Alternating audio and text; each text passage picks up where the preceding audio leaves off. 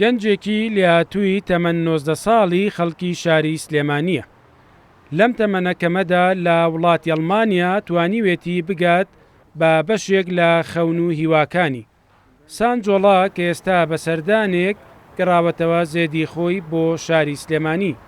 لە 3 ساڵی ڕابردوودا شەونخوونی زۆری بینیوە بۆ گەیشتن بە خەونەکانی.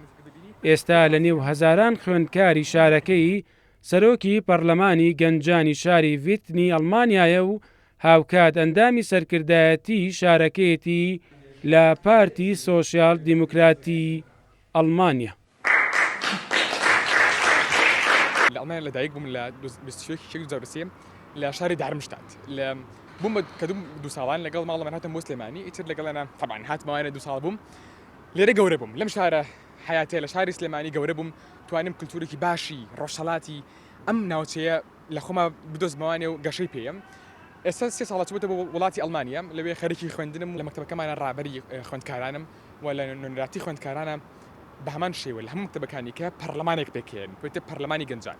لەم پەرلەمانەیە دەستەی بەڕێوەبەرمانەیە دەستەی کۆمسیۆنی تایبەتمانەیە بۆ ژینگە بۆ سیاسەتی شارەوانی و لەم پەرلەمانەیە ئێستا سەرۆکی پەرلەمانەکەم بە خۆشحاڵیەوە لەگەڵ پارتی سۆشیال دموکراتی ئەڵمانیا پارتی SPD خەریکم لە ڕێکخراوی گەنجانەکە لە شارەکەی خۆمانە ئەندامی هاوسەرۆکی ڕێکخراوی گەنجانم لە حیزب دایکە خۆی ئەندامی سەرکردایەتیم لە حیزب لە شاری خۆمانە 5 کەسین ئەم پارتە لەم شارەیە بەڕێوە بین لە حکومەتی بۆ سلێمانی. ئەم گەنجە کووردە لە پاڵ بەدیێنانی بەشێک لە خەونەکانی لە بواری خوێندنیشدا خوێندکارێکی سەرکەوتووە وە خۆی دەڵێت بە ئومێدێکی زۆرەوە کار دەکات بۆ بەدیێنانی ئامانجە گەورەکەی کاویش گەیشتنە بەوەی ببێتە سیاسەتمەدارێکی دیار لە نێوڵاتانی یەکێتی ئەوروپا تاوەکو لەو ڕێگەیەوە بتوانێت خزمەت بە گەلەکەی و پاشان مرۆڤایەتیش بکات. ئێستا پێم خۆشە ببم بە کەسێکی سیاسی بۆی بتوانم یارمەتی کەسانی زۆرتر بم. سیاست ئەگەر بمێ ئەڵبم بە سیاسی ئەمە قەت دڵنیایی نییە تۆیە دەرەچی لە انتخاباتای دەرناسی بەس بۆیە حەزەکەم دوای مەکتەب دوای تاوکردنی خوێندن وەکو پارێزەرێک بۆ مافەکانی هەوڵاتیان لە دادگایە بجەنگم. ئەگەریش فرسەت بوو پێم خۆشم بە سیاسیەک کە بەڕاستی گۆڕانکاری بکە. لە کورسانە من لەو باوەڕێم کەسانی زۆر بەتوانامان هەیە بەس بەداخۆ سیستمێکمان هەیە کە زۆر هاوکار نییە.